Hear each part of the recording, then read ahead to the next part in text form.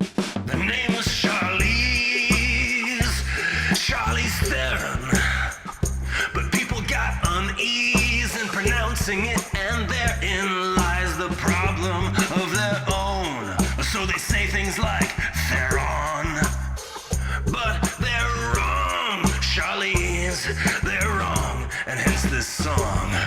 Welcome to the Theronathon. We're gonna do the Theronathon. Take a bite and chew the Theronathon. Juicy like fondue, the Theronathon. Get a film review at the Theronathon. Woohoo, the Theronathon. I'm sniffing glue. You are listening to the Ronathon. I am Robin Hitchcock, and with me as always are Regina Connolly. Hello. And Bob Shields. Hello. And today we are so happy to have a very, very special guest, the magical force behind our theme song, Alex Reed. I'm so magical. Good morning. Yeah. We are recording this at 8:48 in the morning, and I am currently on tour. I have a band. If you want to go listen to my band, the band is called Seeming. We make big, scary, sad electronic music about the end of the world. But being on tour means that I was awake until I think 4:10 last night. So we're all a little sleep deprived, and that's great. And we're committed to Charlize Theron. Yes. That's why we're up this early. But also, this is the only window of time that all four of us could be together. What time is it in South Africa right now? It's 7 hours ahead, so I don't know. Yeah, it's an entirely reasonable hour there. Yeah. So let's just pretend we're in South Africa, guys. Great. We'll all be more awake then. Yeah. And have better tan. So we have a variety of things to talk about today, but the focus of this episode is going to be a music video that Charlize appeared in what year? 2010. For Brandon Flowers' song Crossfire. Crossfire. Brandon Flowers, of course, the lead singer of The Killers, whose Hot Fuss album of 2004 was a giant success, the biggest runaway success of the sort of post-punk revival. And this is his first solo album, and yeah, we'll be talking about that. Yes, so in case you can't tell, Alex knows a lot about music. He's a music historian? Academic? Musicologist? I'm a What? musicologist, Musicologist. among other things, and I don't use the term lightly. I don't know, I'm not just making stuff up. I actually write books and things like that. And where do you teach? I teach at Ithaca College in Ithaca, in the state of New York, in this country. Ithaca is gorgeous. Ithaca is gorgeous. Say all the bumper stickers because we have gorges everywhere. You And can't see, but his face is full of disdain. No. I never disdain anything.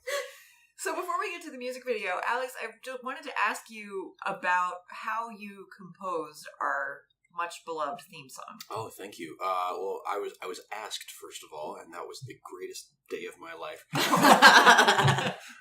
and then I looked up. Oh shoot, how do you actually pronounce her name? Because I didn't want to get it wrong if it's going to be digitally immortalized forever. And so even among people who are allegedly pronouncing it correctly, there's a little bit of disagreement about whether we're pronouncing it in the strictly American Theron way or some more Afrikaans inflected Tron, right? Or like Theron or something. Anyhow, but like Theron, there are clips of her on talk shows saying, "Yes, good, you got it right." When people say Theron, so I went with that. And I wanted to, grab the bull by the horns and really address that issue head on. I was so happy because we had, when I found out that her name's not Charlize Theron, I was like, the podcast title is a lie.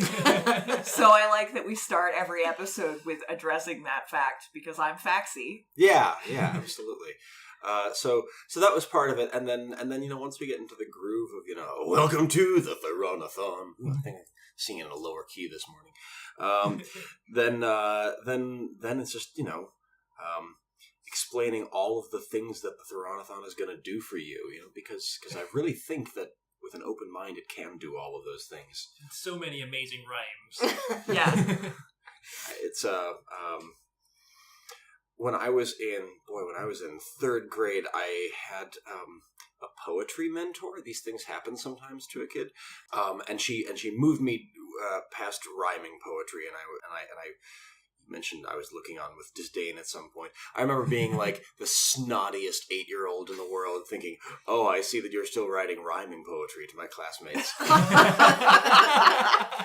And like we would have these, you know, like students in the class would, you know, read things and then we would have, you know, comments like, oh, I really like this. And I remember being like 8 years old and someone wrote some poem about being like a bird who would fly in the sky very high.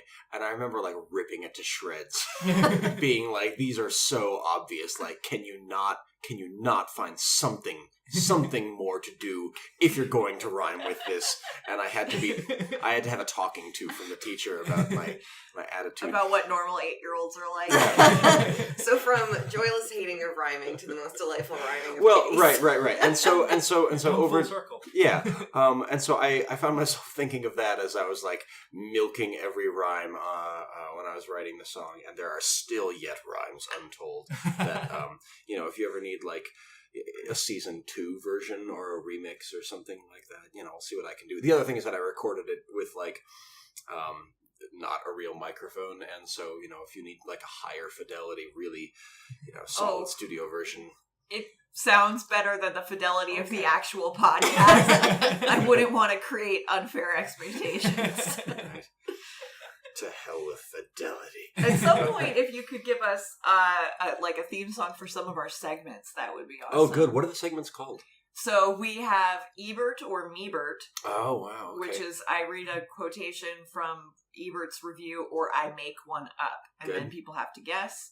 And we have Who is Keanu, where we cast Keanu Reeves in one of the roles. Which one should he be in? At any age of any time that you need him to be. We have like a time fluid Keanu. Yeah, he also switches genders a lot when we recast him. That's really funny because I think that Keanu might have a role to play today, but again, we'll get to there. Yeah. Yeah. And we ask if something could be improved by a prison riot. Yeah. And I think in general the answer to that is yes. That's the theory. That's right, the premise right, that right. we're seeking to Right. I validate. mean, like I cannot think of. Boy, I. It's kind of like a taco. Like, would you like to have a taco in your hand? The answer is never actually no. We have found a few movies where we have unfortunately come down on the side of you couldn't Young put this- adult, It's for rare. example. Yeah. It's rare, but it happens. Okay. I would say we have like 90% success. Right. Yeah. Okay. Also, would this movie survive a cell phone? Will the movie's plot survive if any of the characters had a cell phone? Oh, yeah, that's a thing. One of the things that I have y'all done the Atomic Blonde podcast yet? Yes. Okay, great. Well, one of the things We can talk about it. Yeah. Yeah, Alex saw Atomic Blonde last night. Yeah, it was a movie. It was good.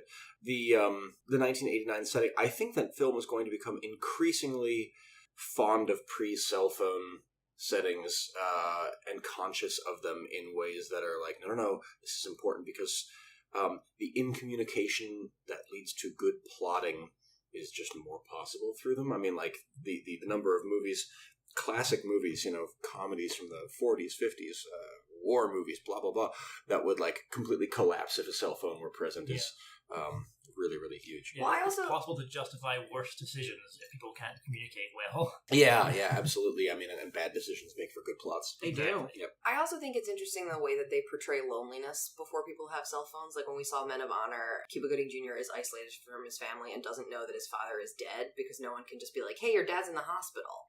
And so he finds out like via a payphone. And so the way that like people payphones are like the loneliest thing in the world. Yeah. So, Brandon Flowers' music video, Crossfire. Can we just pause for a second and say that in our master spreadsheet, it just said Brandon Flowers, and I was 100% sure that was the name of a movie. I believe it. I think I was conflating it with Broken Flowers. Oh, see, I like the idea of flowers being the conjugation of a verb. So here's Brandon, and he's still a seed, but now Brandon Flowers. Oh, God. I more feel like that's like the name of a Precious character in an indie movie. Yes. Like, it sounds made up. It does. Yeah. And I'm so glad I don't have to watch the movie that I was imagining Brandon Flowers was. If it was Broken Flowers, I might just be like, I'm sick this week. And I love Bill Murray, but I hated that movie. That was not a great one. But can we give a one sound review to this music video? Oh. I think about Flowers in the Attic, the V.C. Andrews, like, incest gothic mess that I'm like, that would Brandon Flowers in the Attic. Yeah, so this is like a big, bold, like, indie pop song, first of all, because the Killers, one of the phrases that got used to describe their music, especially around the time of their second album when they were trying to break out of the post-punk mold, because post-punk star was fading, and yet they did not, as stars, want themselves to fade, was the phrase big music. And this was coined back in like 84, 85 to describe the sound of bands like U2, who at the time were making music that was triumphant and echo-drenched and kind of European in its inflections of rock, and unapologetically unironic and melodic and things like that. And so, like, around this time is the Killer's second album, Sam's Town, which always reminds me of Walmart because of, like, Sam's Club, Yeah. right? And also because the Killers are, like, strangely Republican. I mean, if you remember... Aren't they from Utah? Well, yeah. I think most, or if not all of them, are LDS. And in the 2012 election, Mitt Romney, when asked, "What's your favorite rock band?" he said, "Oh yeah, I really like this band, The Killers," right? Which is like the canniest answer that he could have given. Someone obviously coached him very He asked well the president, he asked the president of the Church of Jesus Christ of Latter-day Saints, who's like their pope. Yeah. I'm 100% sure that's true. Yeah, because like, here's the thing. He answers The Killers, which is like a totally, like, legitimately cool, if not hip band in 2012. I mean, it's 2012, not 2004 when he says this. But then, hold on, I have to drink water because, oh my god, my throat. Filler content. Filler content, I hardly even know her. Never not funny. Okay, he says, oh yeah, The Killers, because they're mostly Mormon and he's Mormon, like, they cannot say, "How dare you, Mitt Romney," in the way that, like, Rage Against the Machine could say to Paul Ryan or something like that. And so wait, like, does Paul Ryan like Rage Against the Machine? allegedly. I believe him. Yeah. He's so weird. Are we allowed to swear on this podcast? Yes. Fuck that SHIT. Yeah. Anyhow, so the song is Brandon Flowers making, like, big music, and around this time, like, U2, like, crowns the Killers inheritors of big music. Like Bono actually does this. He doesn't use a crown, but he says, "Yes, you guys are totally, like, taking the torch," or something like that. And so it's, like, totally, the song is very, very nice pop music. There's nothing to complain about, except like an overdose of, like, bigness and earnestness, and of course it owns that. That's part of the entire, like, sort of micro genre of macro big music. And in this video, you see 3 stagings, all variations on a theme, but stagings that are not actually narratively possible in a successive way through any literalist interpretation of Brandon Flowers being tortured by what appear to be ninjas. Yes, they sure do. Cartoon ninjas. Cartoon ninjas with, like, katanas and everything. I mean, they're played by live actors, but it's basically if you asked an 8-year-old to draw a ninja, what he would come up with. Yeah. Dudes dressed, presumably dudes, like, doesn't have to be, but people dressed in black from head to toe with swords. Yeah, first he's tied to a chair, which reminds me of Hallelujah by Leonard Cohen. Then he's tied to a bed, but not in, like, a sexy way, but he's tied to, like, the springs of a bed up against a wall with, like, heat lamps against him. He could be electrocuted on it. Yeah. Because they're throwing water on him for that reason. I saw there was, like, a jumper cable attached to it. Yeah. Jumper cable, I hardly even know her. Anyhow. So, and then in the third one, he's literally hanging upside down in a straitjacket, like a bat. Upset me because I just kept thinking about how he had to keep doing that.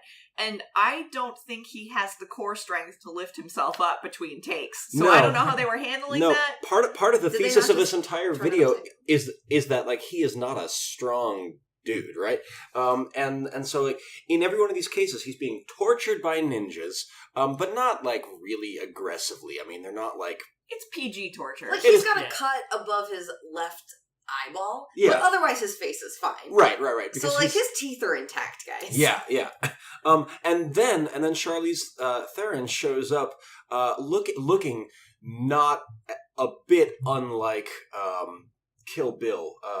Uma Thurman. Uma Thurman and Kill Bill, right? Yeah, Very always, Tomb Raider. Yeah, She's got Tomb the Raider. tank top. Tank top, always looking, fit, but, a little weathered and dirty because she clearly had to fight through however many other ninjas to get here. And or flames or whatever. And then in every case, she rescues him. 3 times we see the same story with slightly increasing stakes every time, in terms of him being upside down at the end. But again, it's not like he's getting his limbs sawed off. It's just that he's upside down. Did you guys think that this was 3 separate days? Like, I she did. was like, I like this guy. God, he gets kidnapped by That's ninjas all the exactly time. what I thought. That's what her expression seems to Right. say. She's like, again with Come this? on. Like, So one of the funny things about this, so first of all, the song is not about this, right? The song is not like, I've been kidnapped by ninjas, oh save me. I mean, that would be... A big hit, I'm sure. I would like that song. Yeah. I am going to write that song. Okay. But like, it's a pretty standard, like, circa 2010 triumphalist pop song. I mean, like, if you haven't noticed the last, 10 years, pop music with all of its, whoa, kind of, whooping and things like that has been very, very much about like people in groups doing awesome things, right? Triumph always. It's never like self-deprecating in the way that like 90s grunge was. It's always, we can do it, we can break through, blah, blah, blah. And like this song is totally that. Like we're caught in the crossfire between heaven and hell. Again, big music, heaven and hell. But it's all about love, right? It's all about, you and me and the intimacy, and we're looking at each other's faces and I'm watching your dress, which is a weird line, watching your, anyhow. And so it's a love song basically saying like our love is this little kernel of something sacred amid the world going to hell, and maybe even amid the strife of our own relationship, there's still something like good and holy and maybe a little sexy to it, right? Mm-hmm. And that's like, the function of the whole song. And so the video is only very obliquely connectable to that. But a few things, I mean, obviously the video is flipping like a gender script, and they're clearly having fun with that. Yeah. It also, I feel like it plays with your expectations at the beginning because it's a close-up of his face and he looks beat up, but you don't know what's going on. And then as it pans out, you're like, oh, he's tied up. And then ninjas hit the wall next to him. Yeah. So you're like, oh, things are happening around him. Who knew? Caught in the crossfire, right? I just felt this was very embarrassingly pulled from his id. Like, Oh yeah, completely. I was I don't feel comfortable watching your fantasies. That's the thing. It's a very, very submissive fantasy. It's this very, I mean, like he's literally tied to a bed, right? Yeah. And like, oh no, I am tied to a bed, and Charlize Theron is here to save me. Oh no, she impales a dude with a sword, right? Yeah, behind him. absolutely. So like, there's definitely a lot of like Brandon's flowering id there, but that's also like part of the joy of the video, because like one of the weird things about it is that it's got all of these turns that if your eye is tuned into it, I think are very comic. Like it's a very comical video. Oh, yeah. Regina, you mentioned this like opening shot of him like looking super serious, and the clothing that he's wearing like suspenders, and he's wearing a shirt that looks like out of Gangs of New York, right? Very old-timey. Yeah. You couldn't tell when this is set, and also again 2010, we're like right in the middle of like when old-timiness was totally hip. Oh, right? yeah. And he's got his facial hair, because again we're at like peak beard time in like US culture at this time. And like from this opening shot, I'm like, ooh, when is this going to be set? When is this going to be set? And the camera's slowly zooming out, and he's like singing miserably because he's been being tortured. And then when Charlize Theron shows up, you're like, oh, this is the present. And she is the thing. She is the element that suddenly propels the entire video into like, no, this is present, and actually this is not what you thought it is. This is now going to be an action sequence. And after this happens a few times, especially in the last one, when he starts like smiling at her as if to say, sorry, I got kidnapped again, she's also kind of the element, I mean, given how like cleanly dressed she is and how with her ninja throwing stars, she consistently hits the dudes right in the middle of the forehead. Right. I mean, like, it's uncannily good. She clearly also represents like the genre break. So it's like before, when it's just him, he's like, oh no, this could be 1880, this could be dark, this could be evil. And then like she shows up and you're like, sorry, actually this is comedy set in the present, and it's actually his like submissive sexual fantasy. And also we're flipping the script on some damsel in distress thing, but it almost makes it hard to take it seriously because they're literally tripling down on it. Yeah, I did not take it seriously. No, I also thought that at the end of each sequence there was like cheeky eye contact, like, you did it again, for both of them. And I think that it was like amped up in the third one, but I thought at the end of every sequence they were like da-da-da-da-da-da. Right after she kills two guys with ninja stars. Yeah, she's like, I just stuck this through his guts and he's probably bleeding all over my back. But you in that chair there getting tied up again. Oh, you.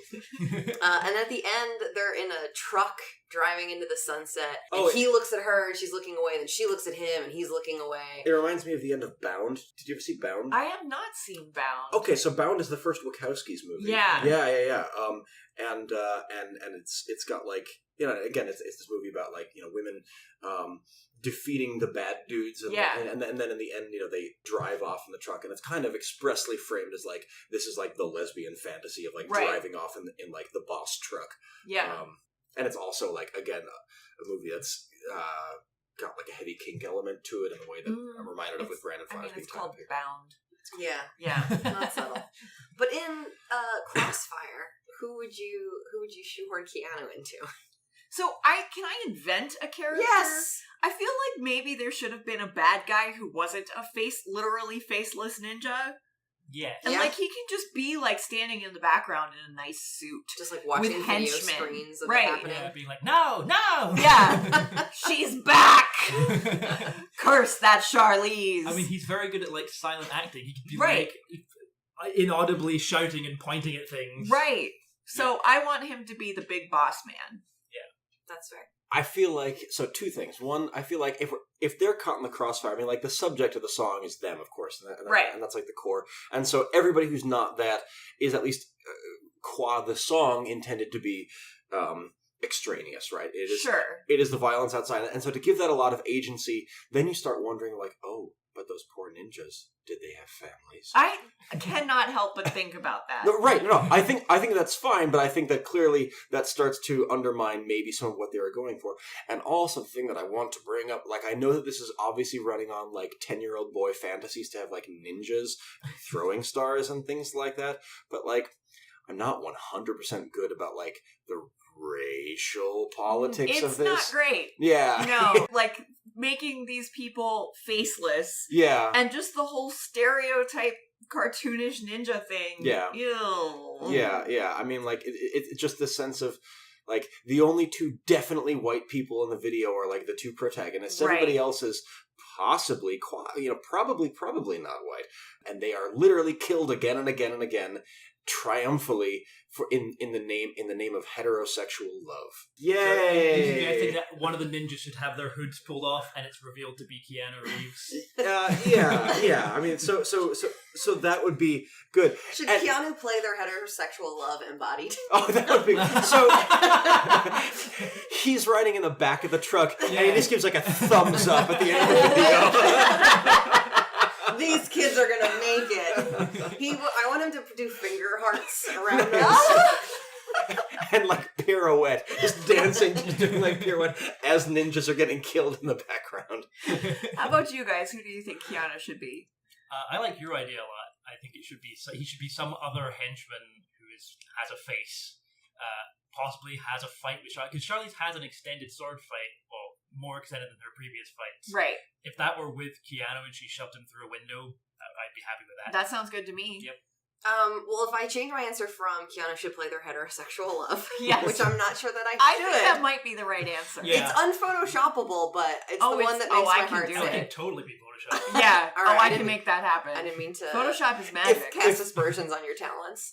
I was gonna say she should be the person who gets sorted in the gut. He should be? He should be in the very beginning, because then he'd be like, "Hey, Charlize, we're gonna be in a couple movies together, remember?" And then he would bleed out. That's and die. actually after their movies together. Oh, he'd be like, "Hey, buddy, what's up?" Yeah. Remember when I bit your ass so dramatically? Oh, gosh.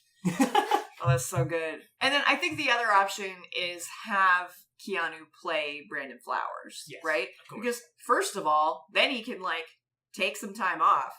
Yeah? Brandon Flowers. Yeah, like, he doesn't need to be there for this. Like, storyboard it and peace. Sleep in. Do you want to give him a break? I'm gonna let these celebrity A-listers sell my music for Right. me. But, I mean, there are music videos like that, There right? are, Like, yeah. Yeah. What was I think it's like an Elton John video where it's just Robert Downey Jr. lip-syncing. Yeah, Not the person to and ask. Yeah. there's the Christopher Walken Dancer Room. of course, yeah. the Fat Boy Slim one. But that would not serve Brandon Flowers' id. No, and Brandon Flowers is clearly central to this entire thing. Because, like, while you're maybe being like, yeah, maybe cool gender politics of, like, the woman rescuing the man, she's clearly the hero, you're clearly the submissive thing, you're like, that's not actually what's going on. Like, you are getting something out of this that is not just political righteousness or something like that. I don't always have a problem with musicians just putting their it on display, though. Well, I mean, that is what like, pop music is, but can we go back to Keanu for just a second? Yeah, all right. We can always go back to Keanu. A few things occur to me. One, I kind of want him to be the truck. Because the truck kind of is the symbol of their love embodied. I mean, like, if you're looking for a thing in the video that is the symbol of the love, that is the truck. That is them being, like, carried off or something like that. Projected from the outside world. And two, if you're going to sub in Keanu for Brandon Flowers and you're thinking about, like, which Keanu this is, it's a very I'm reminded of Keanu Reeves in Parenthood. Young, precious, kind of Bill and Ted-ish, like I seem to have been kidnapped, Your Highness. Yeah. How righteously horrid, Good Keanu. Yeah, thank you. So I think we need to wrap up because I have to go to work. So, Alex, thank you so much for being here. What kind of projects do you want to plug right now? Oh, wow. I have a new album coming out this Friday, August 4th. This episode will come out after August 4th, so... Travel back in time. Right. Get it on the day it's released. Well, then I have a new album out that you can get right now. Probably Bandcamp is the easiest place to get it. The name of the band is Seeming. Seeming, as in the gerund of to seem. And the album's called Soul, S-O-L, a self-banishment ritual. And it's like really heavy, kind of funk-driven, self-affirming and self-vanquishing music. Just a huge record that I spent 3 years making. And if you're looking for something to chew on, it's great. It's got features from the brilliant rapper Samus and from the Japanoise legend Merzbow, who, like invented noise music and all kinds of stuff like that. Do check it out, please, because my livelihood depends on it. I don't So a little bit different than our theme song. A touch. Oh, yeah. But, like, the voice is still there. It's definitely worth listening Funk to. influence. Yeah, absolutely. Yeah. And find out if there's rhymes or not. We won't reveal that. Just buy the album and you'll know. Yes, it's a spoiler-free review of Alex's album. There might be rhymes. Roger Ebert. I'll say Ebert for that one. Can you do a one-star review of your own album? Ooh, compelling. Yeah. Well, All right. This was a delight. Yeah. It was worth waking up at 7 a.m. Absolutely. I would do it again. Thank you so much in person now, Alex Reed, for our theme song, and thank you for being our guest and also our friend. Not in that order. All right. Thank you so much for listening. I can't say thank you enough to Alex Reed, so I'm going to just say it again. Thank you, Alex. And also, as always, thank you, Charlize. And now you've heard the Theronathon. Every word of the Theronathon. It just occurred at the Theronathon. I hope your heart was stirred by the Theronathon. And that your kitties purred at the Theronathon. Your curiosity spurred by the Theronathon. You're turning into a nerd for the Theronathon. And if you're flipping the bird at the Theronathon, we are undeterred at the Theronathon. We're eating yogurt and curd at the Theronathon. So thank you so much for making that for us. It fills me with joy every time. And every time after we say our closing, we all start humming and singing it, but we don't let you hear that on the recording. I have mixed it in once or twice. Okay. Yeah. Damn it. And now you've Heard the Theronathon. Now you've heard the Theronathon. Now you've heard the Theronathon. And now you've heard the Theronathon. And now you've heard the Theronathon. Every word of the Theronathon.